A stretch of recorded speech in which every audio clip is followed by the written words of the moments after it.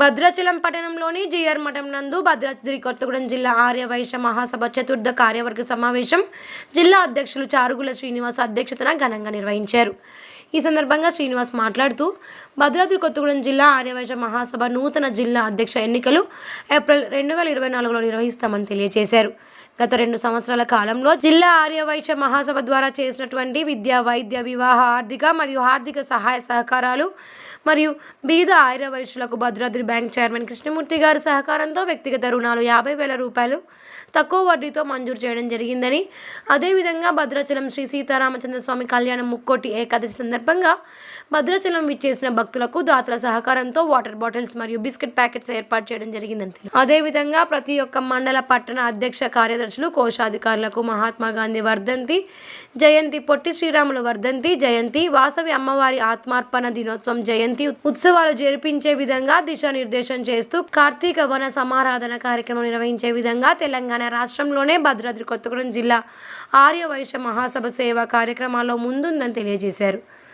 ఈ సమావేశంలో భద్రాద్రి కొత్తగూడెం జిల్లాలో ఉన్నటువంటి ఆర్యవైశ్య మహాసభ మండల, పట్టణ, నూతన మరియు మాజీ పట్టణ అధ్యక్ష కార్యదర్శులు, కోశాధికారులకు సన్మాన కార్యక్రమం, అదేవిధంగా జిల్లా మహాసభ మహిళా విభాగం, యువజన సంఘం సభ్యులకు సన్మాన కార్యక్రమం నిర్వహించి శ్రీ సీతారామచంద్ర స్వామి వారి ప్రతిమతో సత్కరించారు.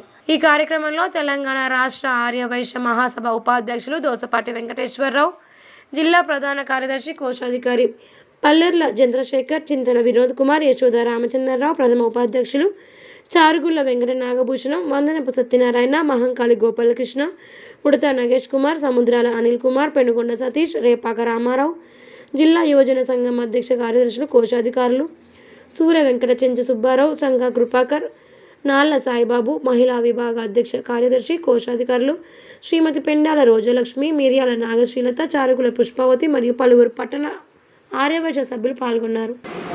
మరి ఎన్నో సేవా కార్యక్రమాలు చేస్తాం. మన రాంబాబు గారు చూస్తూ ఉంటారు, నాన్న మనవారు గారు చూస్తారు. ఈ వేదిక మీద ఉన్నాడు, వేదిక కింద ఉన్నాడు. మీరు స్టేటస్ ద్వారా పెట్టి మన సామాజిక మాధ్యమం ద్వారా, వాట్సాప్ ద్వారా అందరూ కూడా చూస్తున్నారు.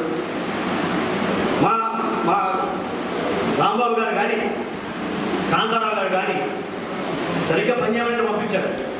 వాళ్ళ మాట పడకూడదు, వాళ్ళకి మాట రాకూడదు అని నేను నా స్వయం కృషితో, నా అందరి స్వయం కృషితోటి ఎటువంటి నా సాయశక్తులను కృషి చేసి ఇవాళ రాష్ట్ర ఆర్యవైశ్య మహాసభలో 31 జిల్లాలు ఉన్నాయి. మనకి 31 జిల్లాలో కూడా మనం మరి సేవా కార్యక్రమాల పరంగా 1వ స్థానంలో ఉన్నాం.